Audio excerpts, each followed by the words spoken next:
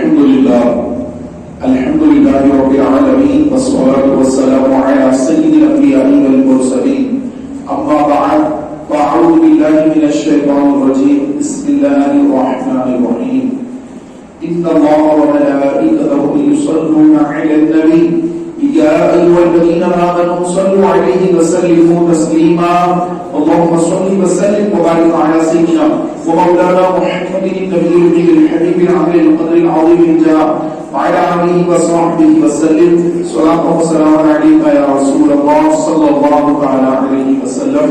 حضور نبی کریم صلی اللہ علیہ وسلم کا فرمان ہے کہ تمہارا اور دنوں میں درود شریف پڑھنا مجھ تک پہنچایا جاتا ہے، لیکن جمعہ کے دن جو تم مجھ پر درود پڑھتے ہو اسے میں خود سنتا ہوں.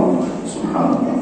ایک مرتبہ مل کر باپ سے بلند درود شریف پڑھ لیجیے. اللہم صلی علی سیدنا مولانا محمد وعلی آل سیدنا مولانا محمد وبارک وسلم صلاۃ و سلام علیک یا رسول اللہ. محترم پیارے بھائیوں، رجب المرجب کا مہینہ شروع ہو چکا ہے اور اللہ کے رسول صلی اللہ علیہ وسلم نے ارشاد فرمایا رجب اللہ کا مہینہ ہے، شعبان میرا مہینہ ہے، رمضان میری امت کا مہینہ ہے.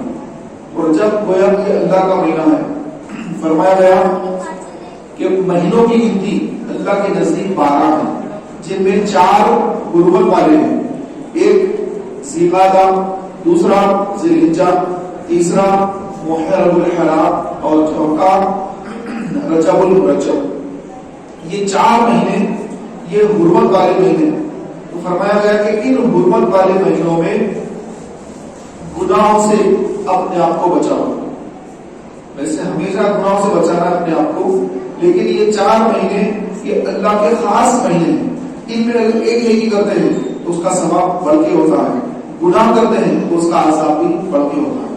رمضان یہ الگ مہینہ ہے، اس کی عظمتیں، اس کا مقام اپنی جگہ پر بہت زیادہ ہے، لیکن رجب، ذی-القعدہ، ذی الحجہ اور محرم یہ 4 وہ حرمت والے مہینے ہیں جن میں گناہوں سے بچنے کا حکم دیا گیا ہے.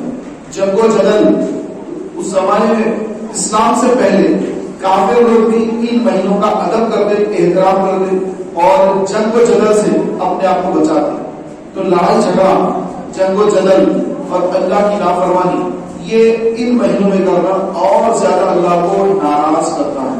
فرمایا گیا کہ رجب یہ توبہ کا مہینہ ہے، یہ توبہ کو قبول کرنے والا مولا تبارک و تعالیٰ اس ماہ میں زیادہ توبہ قبول کرتا ہے. جو توبہ صدق دل سے کر لے اللہ اس کی توبہ کو قبول کر لے. جو زانی ہے، زنا کرنے والا ہے، شراب پینے والا ہے، نعوذ باللہ کوئی ماں باپ کا نافرمان ہے، کوئی حرام کاروبار سے اپنی روزی روٹی کما رہا ہے، کاروبار حرام کا اس کا، کوئی سود خور ہے، سود کا لین دین کرنے والا ہے، کوئی لوگوں سے پیسے ادھار مانگ کر لوگوں کو ڈبانے کے لیے سے پیسے مانگتا ہے. بس کام یہ ہوتا ہے ہر ایک کو جو پیسے مانگتا ہے ڈبا دیتا ہے. تو میرے پیارے بھائیوں، کوئی جھوٹ میں مبتلا ہوتا ہے، تو کوئی غیبتوں میں مبتلا ہوتا ہے، تو کوئی اپنے گھر والوں پر ظلم کرنے کا مرتکب ہوتا ہے. تو جو جس گناہ میں مبتلا ہے تو وہ اس گناہ سے اس ماہ میں توبہ کر لے. اور یہ بیج بونے کا مہینہ ہے. آقا علیہ السلام نے فرمایا بیج بونے کا مہینہ ہے، یعنی اس میں توبہ کرے. توبہ کرنا بیج بونا ہے. اور اس کے بعد شعبان کا مہینہ آنے والا ہے. وہ شعبان کا مہینہ وہ پانی دینے کا مہینہ ہے. تو مفتی احمد یعقوب نیکی رحمۃ اللہ علیہ فرماتے ہیں کہ پانی دینے سے مراد یہ ہے کہ آدمی آنسو بہائے. رجب میں توبہ کرے، شعبان میں آنسو بہائے. کبھی اللہ کے خوف سے آنسو بہے، یہ غم دنیا میں تو آنسو بہتے ہیں. ماں کا انتقال ہو گیا، آنسو آ گئے. باپ کا انتقال ہو گیا، آنسو آ گئے. ٹھیک ہے، انسان کا غم ہے، آنسو آتے ہیں. کوئی بیمار پڑ گیا یا کوئی نقصان ہو گیا، کسی کے پیسے چوری ہو گئے، غم ہو گیا، آنکھ میں آنسو آ گئے اس کے.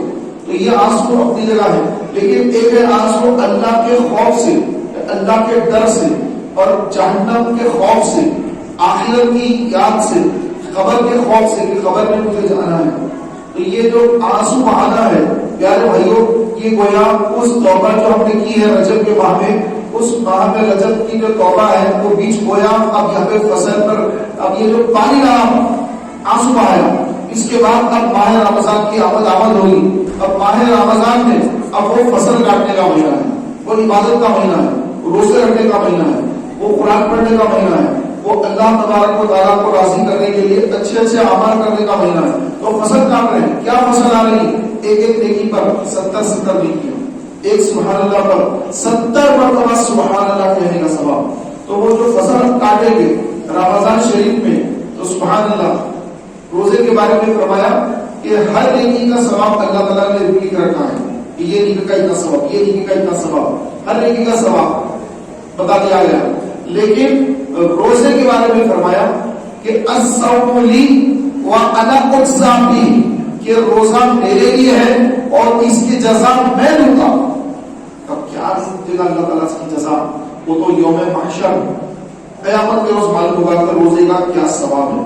تو میرے پیارے بھائیوں, یہ آنے والا جو مہینہ ہے رمضان سے پہلے کا, شعبان کا, وہ آنسوؤں کا مہینہ ہے.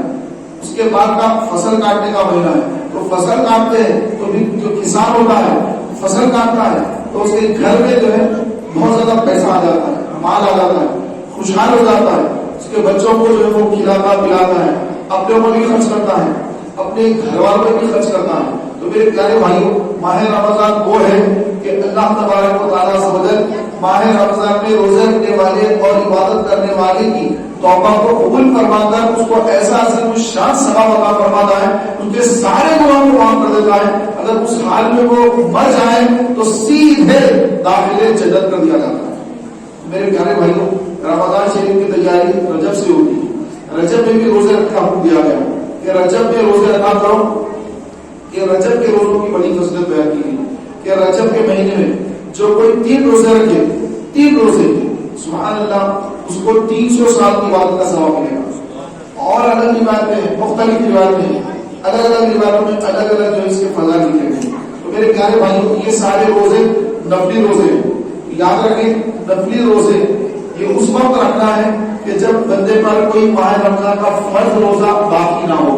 بعض لوگ جن کے رمضان میں کچھ روزے چھوٹ گئے, مثلا کہ بیمار ہو گئے رمضان کے مہینے تو روزے چھوٹ گئے, یا کوئی اور تکلیف آ گئی روزہ نہیں رکھ سکے, 2 4 6 8 10 روزے چھوٹ گئے.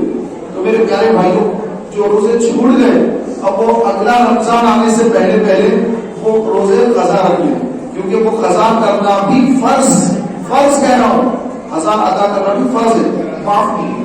تو میرے پیارے اور محترم بھائیوں, ماہ رمضان کی آمد سے پہلے اپنے پچھلے رمضان یا اس سے بھی پہلے کے رمضان, یا پھر جب سے ہم بالغ ہوئے, جب سے لے کر کے اب تک جتنے رمضان ہم کو ملے, ان رمضانوں میں اگر ایک بھی روزہ اگر قضا کوئی کا باقی ہے تو میرے پیارے اور محترم بھائیوں, اس کو ماہ رمضان کی آمد سے پہلے ادا کر لینا چاہیے. کیونکہ نفلی روزے جو بندہ رکھتا ہے, فرمایا گیا کہ نفلی روزے معلق رہتے ہیں جب تک کہ فرض ادا نہ ہو جائے. جب فرض ادا ہو جائے گا, فرض روزے قضا ادا ہو جائیں گے, اس کے بعد نفلی روزے بھی اللہ تبارک و تعالیٰ قبول فرما لیتا ہے. تو میرے پیارے اور محترم بھائیوں, جمعہ آتے ہیں لوگ مسجد میں بیٹھ کے باتیں کرتے ہیں. مسجد ہے, اللہ کا گھر ہے, اور ادب کی احترام کی مسجد کا, مسجد کے بھی دنیا کی گفتگو کرنا شروع کر دیتے ہیں. تو یاد رکھیں, مسجد میں دنیا کی بات چیت کرنے سے اللہ تبارک و تعالیٰ نیکیاں جو مقبول نیکیاں ہیں وہ نیکیاں بھی اس لیے اللہ تعالیٰ کے حکم سے جلا دی جاتی ہیں. لوگ آتے ہیں علم سے دور ہوتے ہیں, بس احسان کرنے جاتے ہیں جمعہ پڑھنے کے لیے اللہ کے گھر میں, کہ ہم احسان کر رہے ہیں اللہ کا, نعوذ باللہ معاذ اللہ, کہ آئے اور ٹیک لگا کر بیٹھ گئے. اللہ کے گھر کس طرح بیٹھتے ہیں؟ اللہ کا گھر ادب کا گھر ہے, اللہ کا گھر یہ مسجد ہے, یہ آپ کا دیوان خانہ نہیں, آپ کے دوست کا گھر نہیں کہ آپ دوست کے گھر میں جا کے بیٹھ گئے یوں. تو ایسا نہیں میرے پیارے بھائیوں, یہ اللہ کا گھر ہے. باادب بانصیب, بے ادب بدنصیب. تو بے ادبی سے بچنا چاہیے کہ اللہ کے گھر کا جتنا ادب کریں گے, احترام کریں گے, اتنا ہی زیادہ اللہ کے دربار سے اللہ تعالیٰ نوازے گا. اگر آپ کسی کے گھر جائیں, سی ایم کے گھر چلے جائیں, تو آپ دیکھتے رہتے کہ ارے بھائی کیمرہ لگا ہوا ہے, کہ ایسا تو میرا کام نہیں بنے گا, سی ایم ناراض ہو جائے گا کہ میرے پیپر میں سائن نہیں ہوں گے. اگر کوئی کسی منسٹر کے پاس گیا, گھر میں جا کے یوں کر دیا, کچھ بے ادبی سے بیٹھ گئے, ناک پہ ڈاکتا ہے, ٹوپے پہ یوں بیٹھا ہوا ہے, اگر وہ کیمرے میں سے دیکھ کر مجھے واپس نہ کر دے, کیمرے لگے ہوئے ہیں, بالکل جو ہے وہ ادب پہ رہتا ہے, کیوں؟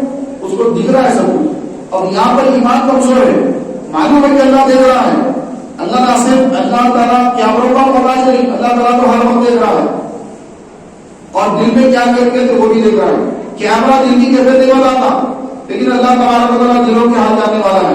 تو میرے پیارے بھائی اس کے دربار میں آئے ہیں اور دنیا کی باتیں کر رہے ہیں۔ خطبہ ہوتا ہے، لوگ باتیں کرتے رہتے ہیں، دوران خطبہ بات کرنے سے جمعے کا ثواب ختم ہو جاتا ہے، اور اگر کوئی دوسرا شخص ان کو بولے کہ بھائی جمعے کا خطبہ چل رہا ہے، آپ خاموش بیٹھ جائیے، اگر دوسرا اس کو نصیحت کرے گا تو اس کا بھی اس کا بھی ثواب چلا جائے گا، وہ بھی ثواب سے محروم ہو جائے گا۔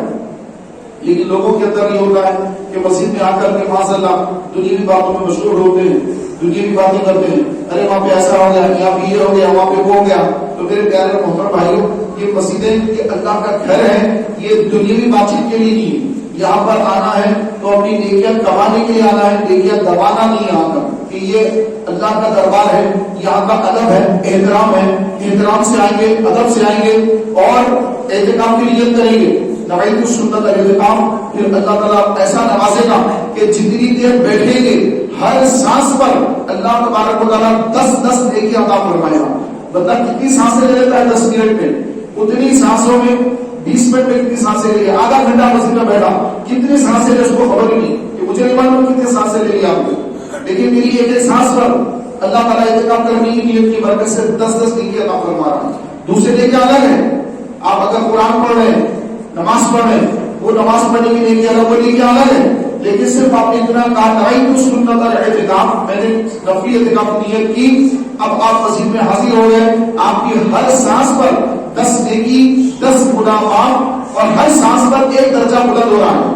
بتائیے نیکی تو ہوگا ہی کہ آپ اپنے گھر میں بیٹھے گے تو یہ ثواب ملے گا، ہوٹل میں بیٹھے تو ثواب ملے گا، چوراسے پہ بیٹھے ثواب ملے گا، چبوترے پر بیٹھے ثواب ملے گا، نہیں، یہ اللہ کا دربار ہے۔ کیوں ثواب مل رہا؟ اللہ کا گھر ہے، آپ نے اعتکاف کی نیت کی اور دنیاوی باتوں سے اپنے آپ کو بچایا، ادب کے دائرے میں آ گئے تو پھر یہ ثواب نہیں، یہاں پر آ کر پھر وہ کھی کھاکھا ہنسی مذاق اور پھر دنیاوی گفتگو، تو میرے پیارے بھائیوں اس سے ہوگا یہ کہ جو نیکیاں پہلے کی تھی وہ نیکیاں بھی اللہ تعالیٰ جلانے کا حکم دیتا ہے، اس بندے کی نیکیاں جلا دو، جتنی باتیں کی اتنی باتوں کے برابر اس کی نیکیاں جلا دو، قیامت کے روز اس کی نیکیاں میزان عمل میں نہیں آئیں گی۔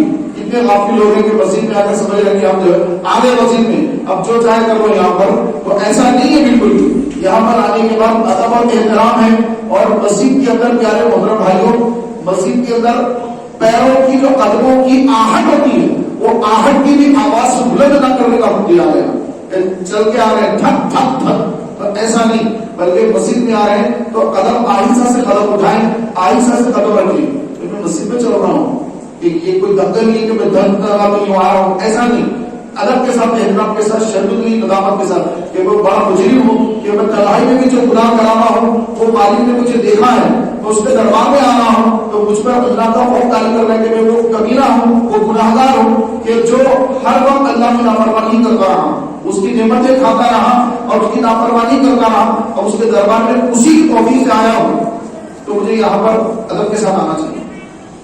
یہ ہمارا کام ہے بتانا، آگے آپ جیسا چاہیں کر سکتے ہیں۔ میرے پیارے محترم بھائیوں، اللہ تبارک و تعالیٰ سے نے رجب کا یہ جو مبارک مہینہ عطا فرمایا ہے، یہ وہ مبارک مہینہ ہے، آقا علیہ السلام کو تسلیم نے ارشاد فرمایا کہ جس نے رجب میں توبہ نہ کرے اور پھر شعبان میں آنسو نہ بہائے، پھر وہ رمضان کی فصل بھی نہیں کر سکے گا، یعنی اس کے اندر کوئی کیفیت پیدا نہیں ہوئی رجب کے بعد سے، رجب کے مہینے میں اس کے اندر اپنے گناہوں سے توبہ کی کیفیت پیدا نہیں ہوئی، شعبان میں آنسو نہیں آ رہے، رمضان آنے کے بعد اس کے اندر کوئی کیفیت پیدا نہیں ہوئی، رمضان آئے گا تو سمجھے گا کہ اب بس تھوڑا بہت بھوکا رہ جانا ہے، اس کے بعد پھر جو ہے وہی کرنا ہے، افطار کے بعد رات تک گھومنا پھرنا اور عید کی تیاری کرنا۔ تو میرے پیارے بھائیوں، تو اس کو رمضان کی جو اہمیت ہے وہ اس کو سمجھے گا ہی، اس کی فصل کاٹے گا ہی، اس کو فصل کا جو اس کو ثواب، جو اس کو نیکی، جو اس کو فائدہ ہونا ہے وہ ملے گا ہی۔